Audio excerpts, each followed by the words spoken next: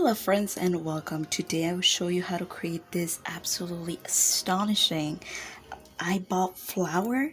I thought it was going to be perfect for this Halloween, so I just want to help you start up your own tapestry. And for that, we're going to start up by chaining a 24. And of course, I am going to be using the simple Tunisian simple stitch method, which is just a tad bit different from regular crochet. So follow along with me. And like I said before, 24 chains, and we're going to work onto the back side of our chains. So this is the front, and we just turn it onto the back side. And if you run your fingers through the back side of your chains, you'll find little bumps, and we're going to work onto those bumps. And we're going to skip that very first bump actually, because it corresponds to this very first stitch, because we're going to have a loop on our hook at all times and always counts as one. So we're going to go straight to the second one, this one right here. We're going to insert our hook onto that little bump right there. If you're having trouble inserting your hook, that means you have a little bit of a tighter tension within your chains. So if you would like, you can undo the chains and make them a little bit looser, just to make it a little bit easier for you. And you yarn over, pull through, and we keep our stitches within our hook. Again, just inserting your hook, yarning over, and pulling through. And we just continue to do this all the way down our row. And once you have all of your loops in your hook, we're going to yarn over and pull through that very first stitch, or the very last loop. And that's for just chaining one, just like our regular crochet would. And we're going to grab our yarn and pull through 2 of our stitches. And we're going to continue to pull through 2, pull through 2, pull through 2, all the way down our row. I think it is safe to mention right here that I'm actually doing a solid color foundation row, which is this one. The original pattern has color changing, and I just do not want to deal with color changing within our foundation row.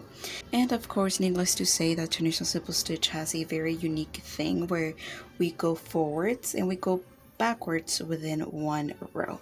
So this just ensures that you're always working onto the right side or the front side of your project at all times.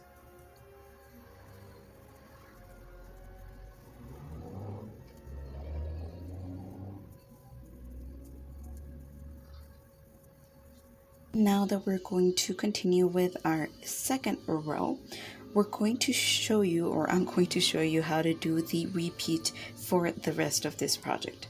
We're going to insert our hook onto that front loop only of our previous row, and we pull it up onto our crochet hook, and again only onto that front loop of our previous row. And we're going to do this 2 more times with this background color for a total of 5 red stitches. And then I'll show you how to introduce a new color. We are just going to do exactly the same, inserting our hook onto that front loop only, but instead of yarning over with that red color, we're just going to yarn over with our green color. And just continue for 2 more stitches for a total of 3 stitches.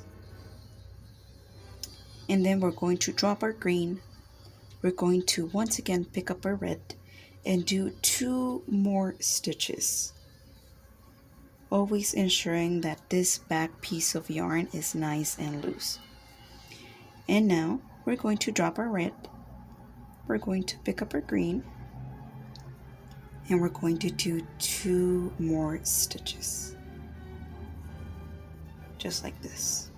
And we should end up with 12 red stitches. So we just pick up our red once again, and we just continue to move forward with our red yarn.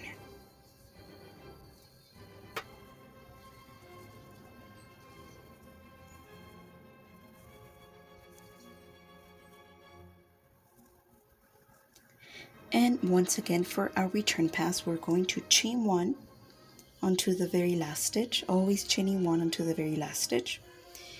We're gonna yarn over and pull through 2. Pull through 2, pull through 2, and I'll show you where to do our color change. Right around here. So whenever you have 2 different color stitches in your hook, you always use that second color stitch to pull through. So we're just going to drop our red, we're going to pick up our green, and we're going to yarn over and pull through that very last red stitch and through that very first green stitch. We're going to yarn over and pull through those 2 green stitches. Once again, the same rule applies. If you have 2 different color stitches in your hook, you're always going to use that second color stitch to pull through. We're going to drop our green, we're going to pick up our red, pull through that very last green stitch and through that very first the very first red stitch. We just pull through 2 once again, and we do again our color switch. And one more time with our red color.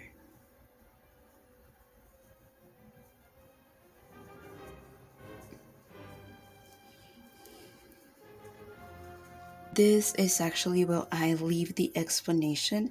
This is all you practically need to know for the Tunisian simple stitch. I will, however, come back to tell you further information for one particular row.